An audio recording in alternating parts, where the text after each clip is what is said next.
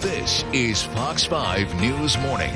It is 9:35 right now. As anybody knows, divorce can be rough any time of year, but now you add in the holidays, it can be especially difficult. Add to the stress level. Back in the 8 o'clock hour this morning, we asked you to send some of your questions. Back again now live in the loft with us to answer some of those questions. Divorce lawyer Kathryn Dickerson. Good to see you again. Good morning. We talked about a lot of things last hour, but we did not get to pushing the new traditions. If you are recently divorced or what have you, to assure the kids it's not going to be the same, but we're going to do it differently, and this is our new way of doing it. How easy is that to put into place? Actually, it's not that hard because now you have time. You don't have to coordinate as much. And if there was something that you had always wanted to do, if you wanted to do something meaningful, like take the children to donate a toy that they no longer use to a children's shelter or something along those lines, this is the great opportunity to do so. Divorce doesn't always have to be the end of the world. It can be the beginning of a new one that you build with your kids.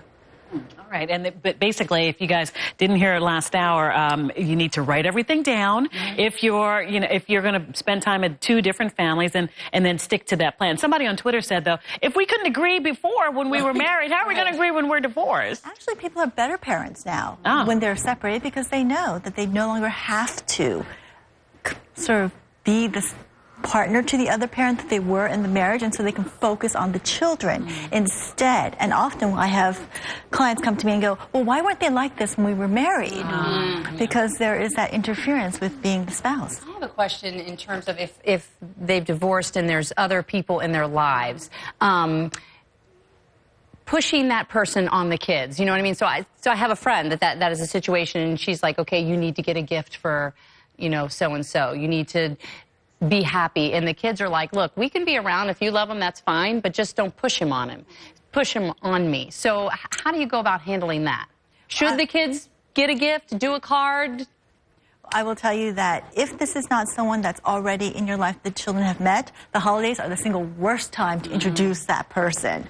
Also, you might want to build the traditions instead of pushing the gifts. So instead of saying, why don't you get so-and-so a gift, why don't we make this a tradition where the 4 of us, 5 of us, however many children may be, always go ice skating, for example, and make that our holiday tradition and use that to build upon what you do.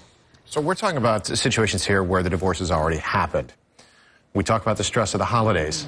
Do you typically get clients around the holidays? Do people look at the holidays as a time like, this is it? Like we're splitting now because of the holidays or around the holidays? It's right around the holidays and immediately after, because people do try to have that one last good holiday, and then they decide, never again shall I ever spend my holidays with my in-laws or whatever that might be. What about gift giving to your in-laws? A lot of times when divorces happen, you're still sort of friendly with the in-laws. And is it appropriate to continue giving gifts as you were before? Or is it something you should maybe start scaling back as you and your once partner? Do you announce it? Right. Do you know, look, I'm just not going to do this anymore. Right. Well, it's something that you, as an adult, and your in-laws, also adults, can have a conversation about. That's so awkward. Oh, my gosh. It can be. Well, okay. It can be, but it also depends on how, for example, the new person in your ex's life feels. Sometimes that new person feels particularly threatened by you as an ex, and it's something where you and your in-laws can say, look, new person doesn't like this. Can we scale back to a holiday card or something along those lines so that we can build the relationship with new person, especially if there are children in that new relationship?